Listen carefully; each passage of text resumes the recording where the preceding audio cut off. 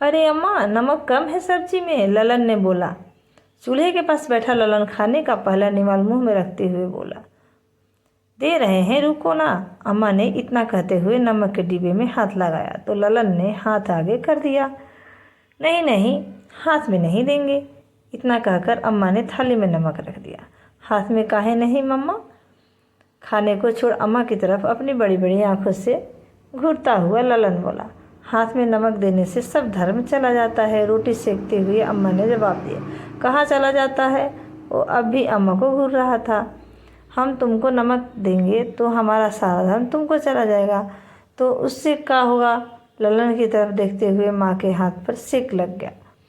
वो तड़पते हुए बोली, तुम्हारा बात कहीं में हाथ जल गया। चलो चुपचाप खाना खाओ। ललन ने इसी के साथ अम्मा के हाथ में से मार भी खा ली।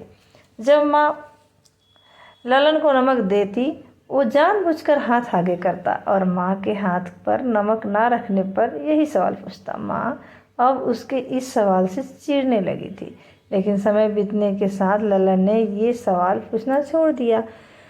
गरीब की ज़िंदगी सांप सीढ़ी के खेल की जैसी होती है। कब ऊंचाई छूती खुशियों को मुसीबतों के सांप इस डस ले और कब गरीब आसमान से सीधा ज़मीन पर आ पहुँचे, कह नहीं सकते।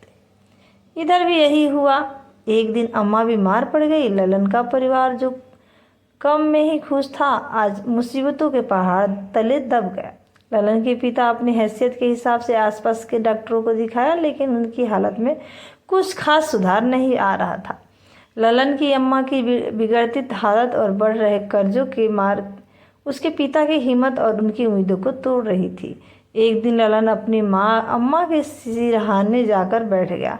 अम्मा, तुमको क्या हो गया है? अम्मा को एक टक देखता ललन बोला, कुछ नहीं बबुआ, बस थोड़ा बीमार हैं, जल्दी ठीक हो जाएंगे। ललन की तरफ देखकर ज़बरदस्ती मुस्कुराते हुए अम्मा ने जवाब दिया, बीमार कैसे होते हैं अम्मा? ये सब कर्म का खेल है बाबू, कि ये होंगे कोनो पाप जिसका सजा भोग रहे हैं। हम भारतीयों के लिए हमारी पीड़ा का कारण हमेशा हमारे किए गए पापों को ही माना जाता है। शायद गरीबी की सबसे बड़ा पाप है, गरीबी ही सबसे बड़ा पाप है, इसलिए गरीब को ही सबसे ज़्यादा सज़ा मिलती है। जाओ देखो पापा, खाना बना लिए हो तो लेकर खा लो। अम्मा ललन के सामने रोना नहीं चाहती थी। ललन एकदम शांत था, शायद कुछ सोच रहा था।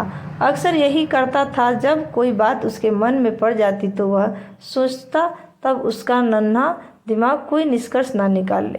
शायद ललन ने सोच लिया था कि इसलिए भागता हुआ चूल्हे के पास गया, और जब उसके पिता उसे खाना खाने के लिए कहते हैं तब वह भागता हुआ फिर अम्मा के पास पहुंच गया। अम्मा, हाथ दो।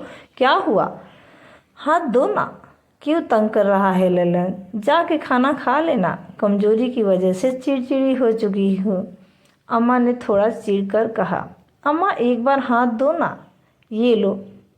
अम्मा जानती थी कि ललन बहुत जिद्दी है, जब तक वो हाथ ना आगे करेगी तब तक वो कहीं नहीं जाएगा, इसलिए उन्होंने हाथ आगे कर दिए। अम्मा की खुली हथेली पर टुकुन ने अपनी नन्ही सी मुट्ठी खोल दी। मुट्ठी में समाया सारा नमक अम्मा की हथेली पर जमा हो गया। अम्मा, अब हम तुमको अपना सारा धर्म दे दिए, तुम्हारा सारा पाप कट जाएगा, तुम बहुत जल्दी ठीक हो जाओगे। ललन के चेहरे पर संतोष था और माँ की आंखों में हैरानी, करुणा, स्नेह मिले आंसू। अम्मा समझ नहीं पा रही थी कि इस पर ललन से क्या कहे। उन्होंने ललन को पास बुलाया और सीने से लगा लिया। ललन के पिता दूर से ही ये सब कुछ देख रहे थे और मुस्कुरा रहे थे। नमक से कुछ न कुछ हो, लेकिन बेटे के मन में इतना स्नेह देख, फिक्र देख माँ बहुत खुश हो गई। बच्चे सच में आधा दुख